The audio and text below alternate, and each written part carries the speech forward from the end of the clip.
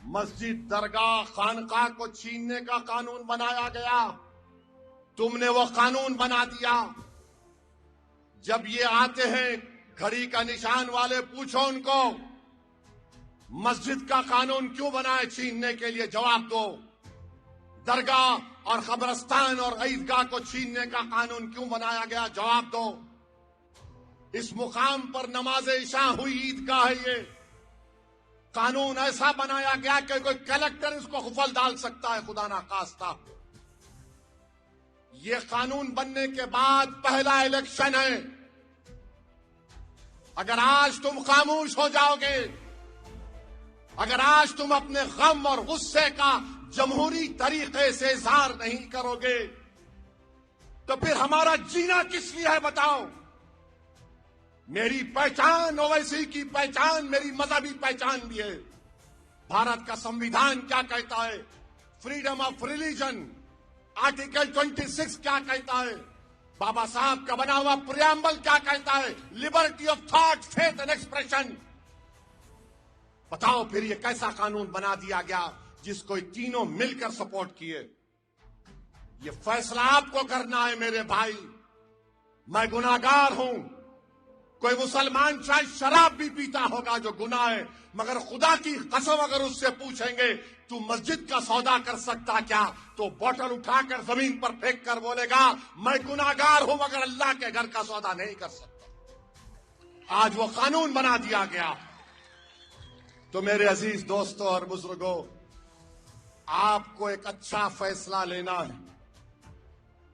कोई ये नहीं समझना कि मैं शराबियों की तायीद कर रहा हूं। मुझे शराब से नफरत है, शराबी से नहीं है। मुझे बुरे से नफरत नहीं है, बुराई से नफरत है। हमको इंसान से ये जो बुरा करते नारे बहुत गंदा है नहीं मालूम मेरे भाई। अगर अल्लाह उसको हिदायत देगा तो वक्त का वली ना बन जाए वो। तो हमको और आपको 15 तारीख के दिन सोच समझकर अपने वोट का इस्तेमाल करिए। 61,000 वोट मिले हमको, हमारा एमएलए नहीं बना, तो क्या हमारी हिम्मत और हौसला पस्त हो गया, बताओ। क्या आप आज भी तैयार है मजलिस को वोट देने के लिए? कहीं आपके हौसले पस्त तो नहीं हो गए? मेरे भाई, मेरे हौसले तो पस्त नहीं हुए हैं, क्योंकि रोज पार्लियामेंट में तुम्हारा ये खादिम अकेला खड़े होकर लड़ता है इन तमाम लोगों से और उनको बेबाक तरीके से सच्चाई को बयान करने की कोशिश करता हूं। मैं तो कभी ना थका ना कभी झुकूंगा इंशाअल्लाह ताला। अल्लाह जब तक मुझे जिंदा रखेगा या तो कट जाऊंगा या लटक जाऊंगा, मगर तुमको झुकने नहीं दूंगा इंशाअल्लाह। तो 15 तारीख के दिन मेरे अजीज दोस्तों और बुजुर्गों, मजलिस को वोट देना है। पतंग के निशान पर बटन दबाना है। इत्तेहाद को मजबूत करना है। बीजेपी जब से इख्तिदार पर आई है मॉब लिंचिंग हो रही है। अब तो मॉब लिंचिंग इतनी बढ़ चुकी कि उत्तराखंड में एक त्रिपुरा का ट्राइबल बच्चा जो एमबीए कर रहा है, क्योंकि उसका चेहरा अलग है तो उसको क्या क्या गलीज नाम से पुकार कर मार मार कर उसको खत्म कर दिया गया। उसका बाप कौन है? वो बीएसएफ का सिपाही है जो भारत की सरहद पर भारत की हिफाजत करता है। तकलीफ मुझे महसूस होती है कि उस बाप पर क्या गुजर रही होगी।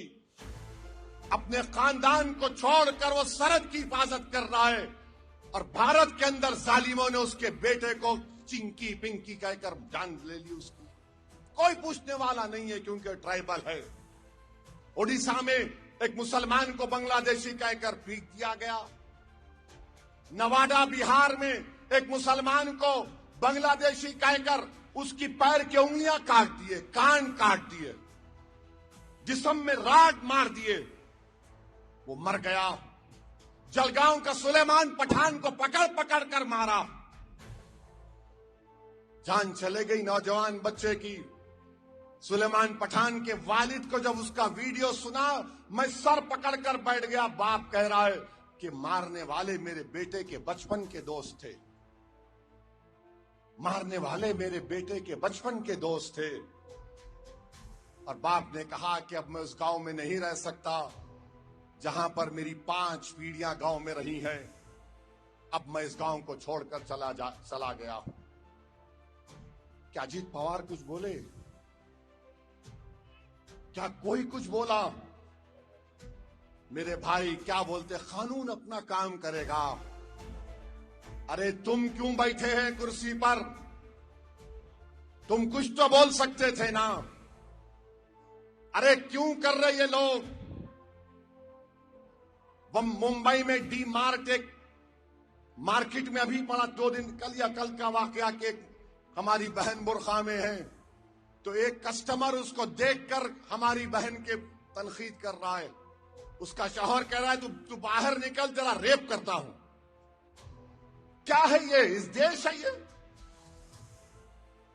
अरे सियासत करो मगर याद रखो, जो ख्वाब हमारे बुजुर्गों ने इस देश के लिए देखा था अंग्रेजों की गुलामी से छुड़ाने के बाद, अगर आप दलितों को, आदिवासियों को, मुसलमानों को इतना दबाएंगे तो फिर क्या होगा? इन इख्तिदार की कुर्सियों पर बैठने वालों को सोचना पड़ेगा। नहीं हम ये करेंगे, हम फुला करेंगे। अरे तुम कुछ भी नहीं कर सकते। तुम क्या कर सकते हम जानते हैं। तुमने मस्जिद छीनने का कानून बनाया।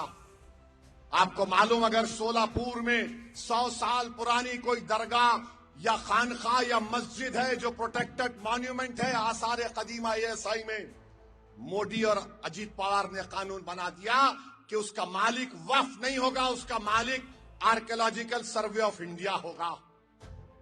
कभी भी उस मस्जिद को, दरगाह को ताला लगा देंगे। और तुम देखना संभल की मस्जिद में क्या होगा। यह कानून बनाया जा रहा है और तुम ख्वाबे गफलत में हो। तुम हरकत का नाम नहीं लेना चाहते। कब उठोगे मेरे भाई? कब तक आपसी इख्तलाफात का तुम शिकार होगे बताओ? ये वक्त तुमको शीशा पिला हुई दीवार की तरह मुत्तहिद रहना है। और जब मौर्रिख तारीख लिखेगा 2014 से अब तक, तो मौर्रिख लिखेगा कि एक कौम थी जिसके जियालों ने, बुजुर्गों ने अपना सब कुछ लुटता हुआ देखा मगर झुके नहीं, लड़ते रहे अपने हक के लिए संविधान के मुताबिक। ये काम आपको करना है। मैं ये नहीं कह रहा हूं कि तुम तशद्दुद करो, खुदा ना खास्ता। मैं ये कह रहा हूं कि अपनी सियासी ताकत को मनवाओ। चाहे वो सरपंच हो, जिला परिषद हो, सोलापुर का इलेक्शन हो, विधानसभा हो, पार्लियामेंट का इलेक्शन हो। कब तक आप धोखे में रहेंगे कांग्रेस के? सेकुलरिज्म। भारत की पार्लियामेंट में वंदे मातरम के 100 साल के मुकम्मल होने की बहस सुनो। मैं तुमको गुजारिश करता हूं, नौजवानों, तुम बेकार की चीजें सेल फोन पे देखते, उस बहस में मेरी इस तकरीर सुनो 9 मिनट की। तुम सुनो कांग्रेस के लोगों ने क्या कहा। तुम सुनो अजीत पवार के एक MP ने क्या तकरीर की, शिंदे के MP ने क्या तकरीर की, बीजेपी के MP ने क्या तकरीर की, समाजवादी पार्टी के MP ने क्या तकरीर की। मुझे बताओ, यहां पर जितने लोग हैं, तुम अल्लाह से हट के किसी की इबादत कर सकते?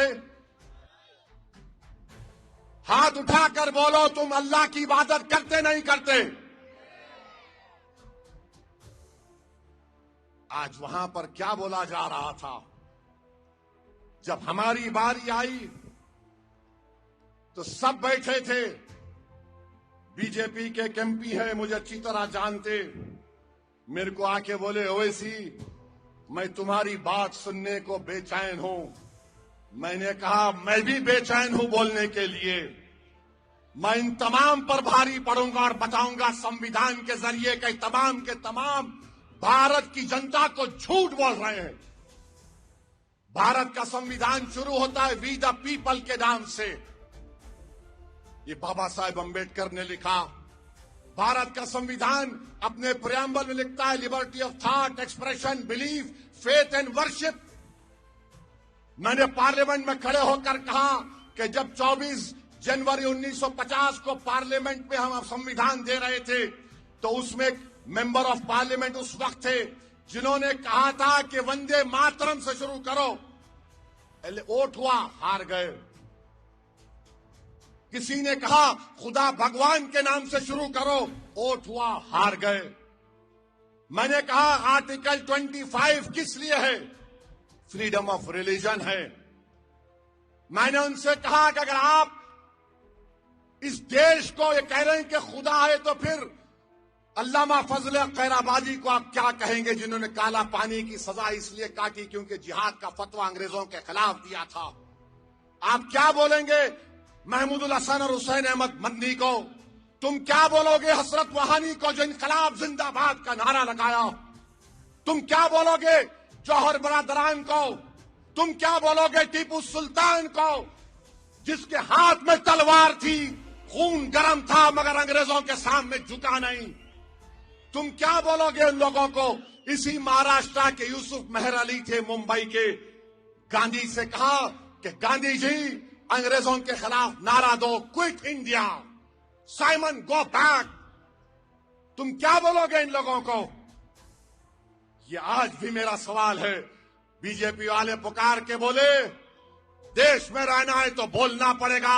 तो मैंने कहा सुनो, मैं अपनी मां की कोख में अल्लाह की वजह से पैदा हुआ हूं, मगर मेरी मां मेरे दुनिया की सबसे कीमती चीज है मेरे लिए, मगर मेरी मां मेरे लिए अल्लाह नहीं है। मेरा अल्लाह जमीन और आसमान का खालिक है। मैंने कहा कुरान में अल्लाह कह दिया इय्याका नाबुदु व इय्याका नस्तईन।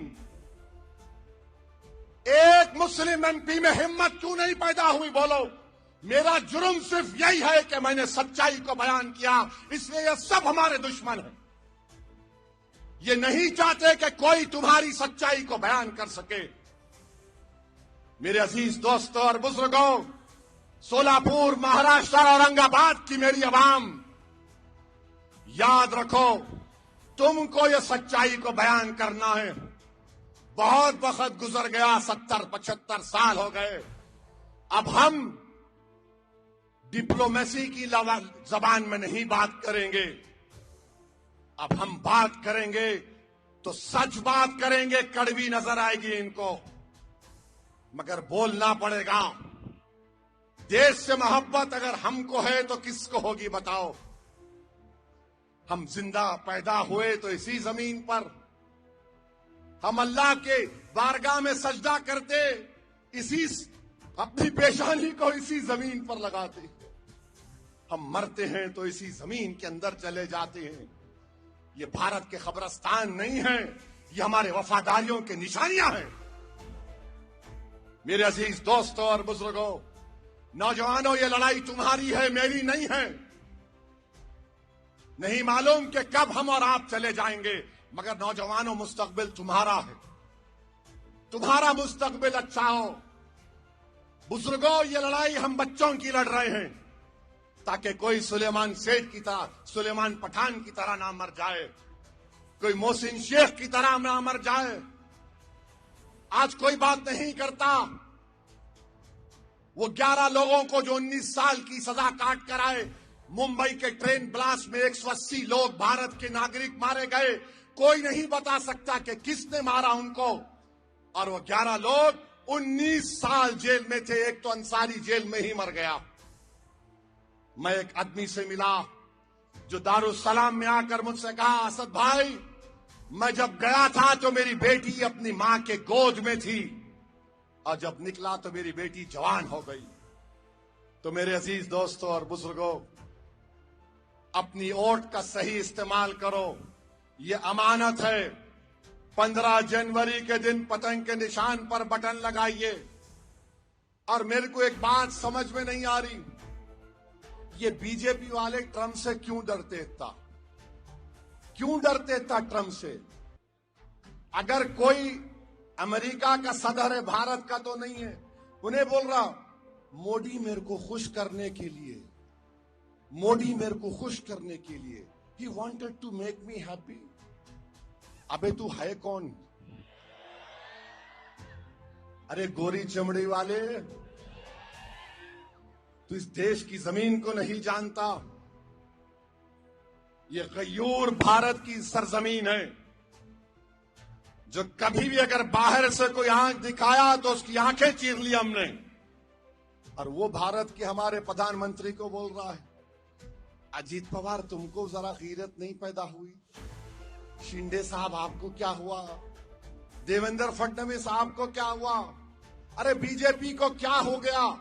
ट्रंप का नाम लेते कि कुछ नहीं, सन्नाटा। उन्हें बोले जा रहा। मेरे अजीज दोस्तों और बुजुर्गों, ये बड़ी बड़ी बातें करते हैं बीजेपी वाले, मगर चीन अब बोल रहा है कि वो जंग रुका दिए। बहरहाल अजीज दोस्तों और बुजुर्गों, मैं जब यहां पर शोलापुर में असेंबली इलेक्शन में इसी मुकाम पर आया था, 15 मिनट की बात करा था, बोला था ये मीडिया वाले बहुत चलाए, आपको थैंक यू। अब कुदरत का निजाम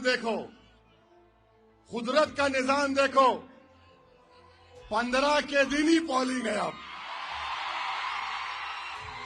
तो 15 तारीख के दिन क्या होगा?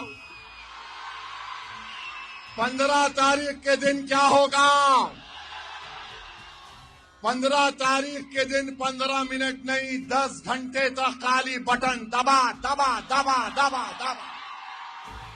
हर वोट पतंग पे पड़ना चाहिए। अपना सेलफोन का लाइट खोलो, पूरे खोलो, तुम भी खोलो, लाइट खोलो, पूरे खोलिए, ताकि बीजेपी को, शिवसेना को, अजीत पवार को मालूम हो जाए अब कुछ नहीं होने वाला है शोलापुर में इंशाअल्लाह ताला। यहां पर पतंग ही रहेगी इंशाअल्लाह। लगाओ मेरे साथ नारा, नारे तकबीर, नारे तकबीर। मजलिस-ए इत्तेहाद वल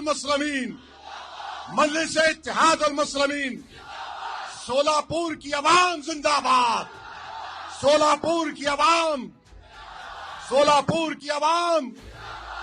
15 तारीख के दिन आपके हवाले मेरे भाई, सलाम अलैकुम।